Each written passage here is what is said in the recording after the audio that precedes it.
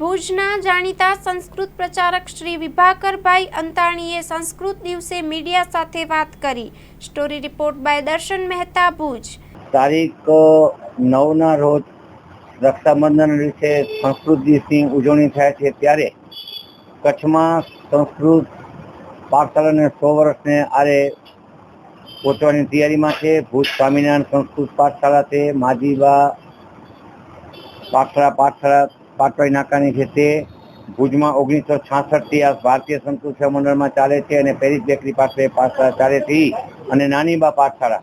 ત્યારે આજે સંસ્કૃતની ઉજવણી કચ્છ જિલ્લામાં થઈ રહી છે અને ગુજરાત સરકાર અને ભારત સરકાર પણ આ ઉજવણીનો પ્રારંભ કર્યો છે। ત્યારે ભુજ છઠ્ઠી બારી પાસે ચાલતી સંસ્કૃત પાઠશાળામાં લક્ષ્મીનારાયણ મંદિર ખાતે પાઠશાળા ચાલે છે, જેમાં વસંતરાયભાઈ પટણીના પ્રણસે ગીતા અને સંસ્કૃત હોલ બનાવવામાં આવ્યો છે। પાઠશાળા 1966ની 14/5ના રોજ પ્રારંભ થયો છે।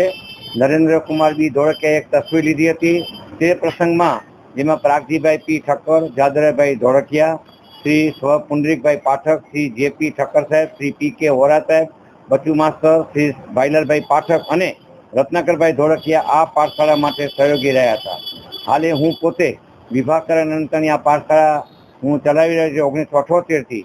આ પાઠશાળા અંદાજિત 8 દાયકાથી આ ભારતીય સંસ્કૃત સેવા મંડળમાં ચાલે છે અને કચ્છના પૂર્વ કલેક્ટર સાહેબ શ્રી સ્વ એસ જે કોયલી સાહેબે ₹1 ટોકન ભાડામાં આ ભારતીય સંસ્કૃત સેવા મંડળને સોંપ્યું છે, જેમાં સંસ્કૃતના વર્ગો ચાલે છે। ગૌરવ છે, જયતુ સંસ્કૃતમ વધુ સંસ્કૃતમ। બ્રજ ગુજરાત સંસ્કૃત પરિષદ તરફથી વર્ષમાં 2 વખત પરીક્ષાઓ લેવામાં આવે છે, જેમાં 500-600 વિદ્યાર્થીઓ, ગામડાના બાળકો પણ બેસે છે, હિન્દુ મુસ્લિમ પણ બાળકો બેસે છે। બહુ આનંદ છે અને બાળકોને દાતાઓ તરફથી સંસ્કૃતમાં બાળકોને પ્રોત્સાહિત કરવામાં આવે છે। વિદ્યાર્થીઓને શું અપીલ કરશો? હું વિદ્યાર્થીને એટલું અપીલ કરીશ કે આ સંસ્કૃત ભાષા એ દેવ ભાષા છે, બાળકો નાનપણથી જ સંસ્કૃતમય બને એવા અમારા પ્રયત્નો છે।